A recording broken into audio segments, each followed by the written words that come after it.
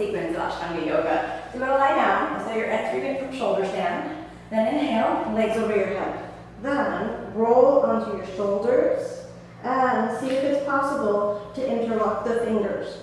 Now to test this posture, your back needs to be round. So roll forward, knees to your head. This isn't the posture, but it's the prep. Now open your knees, round your back, and now don't keep your knees wide, but hug your knees onto your ears. Squeeze the knees onto the ears.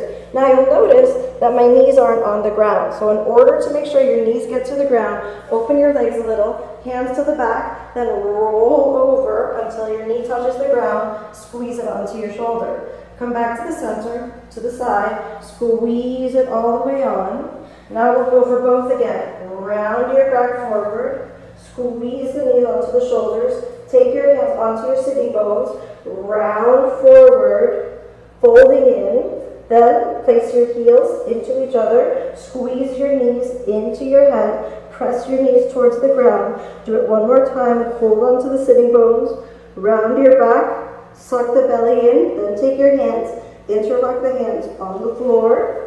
After 8 breaths in the full posture, you can continue with the shoulder stand sequence, or you can roll all the way out. Thanks so much for watching.